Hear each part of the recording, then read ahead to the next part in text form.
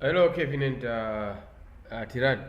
So, first of all, allow me to sort of express my apologies for not being probably as available enough as I should be.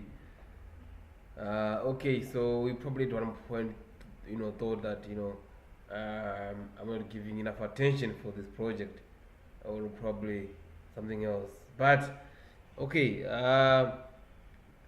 Let me just uh, sort of get to the aim of this video. All right, I'm so overwhelmed with what we're gonna have to do with this project because uh, as much as it's probably overwhelming you too, it probably same applies to me.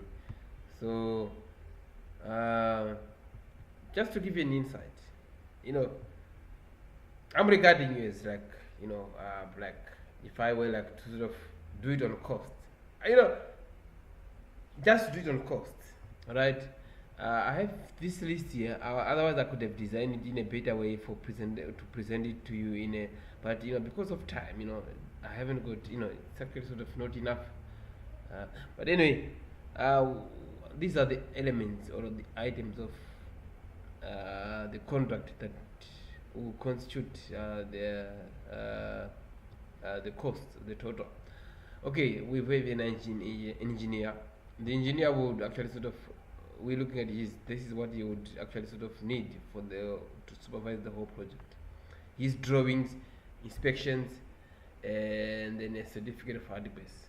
Okay, and then labor. Labor, we're looking at this amount in a day. I have to come at least 6 chaps in a day, and I have skilled workforce. So some they earn 200 a day. So with all the travelings and fuel and all the logistics, refreshments and stuff for at least 23 days. So we're looking at almost 1.5 in a day. Just to come there and work 8 hours with all the team refreshments and all the fuel and stuff, all the traveling logistics. And if it takes us about 23 days, then we need a budget of 33,000 to get the job done. Everything, right? And then when it comes to the excavations, we have at least 200 tons in front of the in the backyard, in the front yard, just to dig and excavate. All right. Um, After getting enough experience with these machinery, how they work, and with also sort of earth moving, so digging up the front yard, so it's not a matter of actually sort of the machines, the way they work is they dig and then they need to push. So if you look at the amount of distance, or the distance from the front yard to the backyard, it would take about 2 to 3 days. And I need two machines. I need a bigger one and a smaller one, so that the other one is digging and the another one is loading to the backyard, right? So all in all, those two machines to finish up the front yard. I promise you, I'm not inflating these figures. I am not inflating these figures. I'm gonna. It's better if you could sort of control everything. You pay the whatever everything. May I just supervise the work? It's better. Otherwise, you're probably gonna think that I'm already pocketing, but nothing. All right. So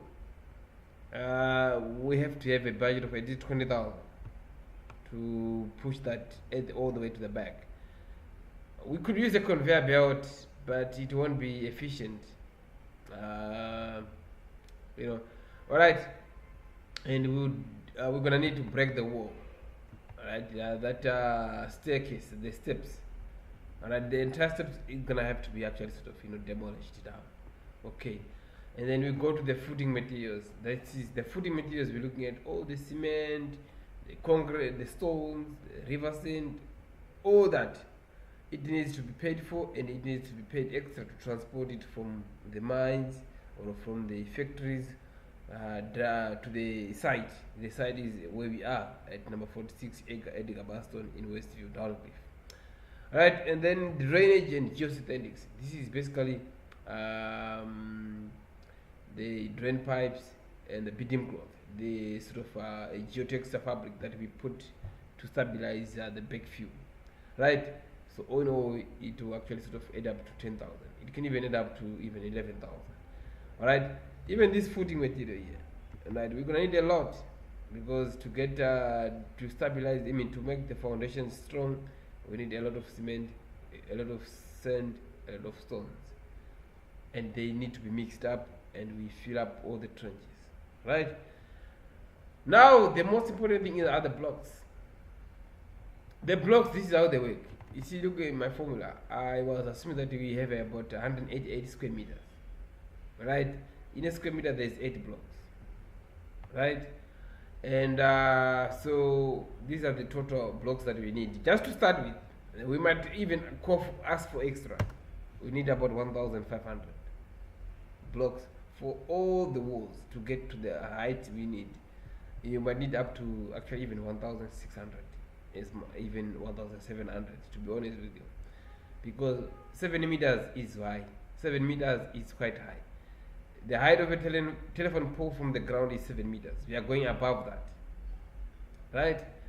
So, you know, to be honest with you, you can even find out for yourself straight from Coral Brick. These are the manufacturers of the blocks.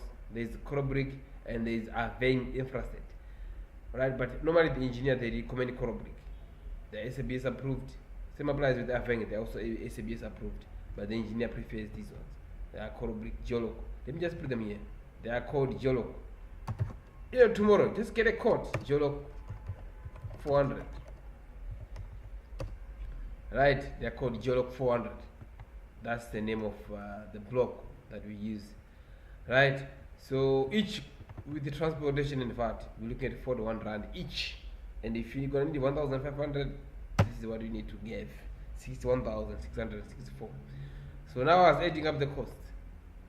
Right, all this, as you can see, let me just double click. Right, it's a total of all these costs. Right, so we need to have at least 447,000. Just the cost. I'm not talking about, you know, just this amount is just to get the job done. Alright, if you have this amount, you can get the job done. But there's nothing for the contractor. It means these are basically costs. It means we can get the job done, but then maybe we can talk about the business afterwards, right? So normally for contractor, they normally charge it. I don't want to say I'm being outrageous, but I'm trying to be realistic. At least only 20% or 25%.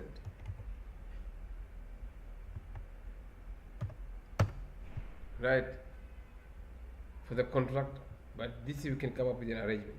But anyway, I'm not going to stress on this too much, because the starting point is we need to have this amount of money to get this job done.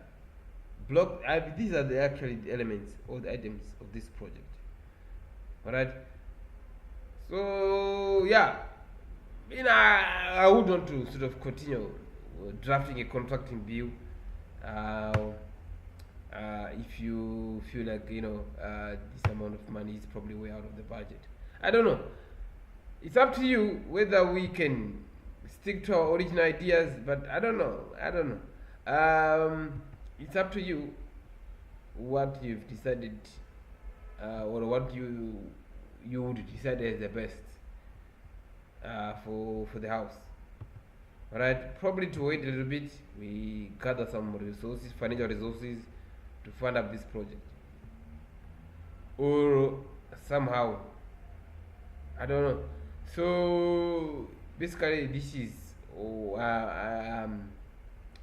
I've actually sort of decided to present to you at this moment in time, so you can then go through what would be the best.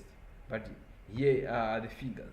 We shouldn't run away from this responsibility or from this reality, that, you know, we shouldn't sort of, you know, we should be open and transparent.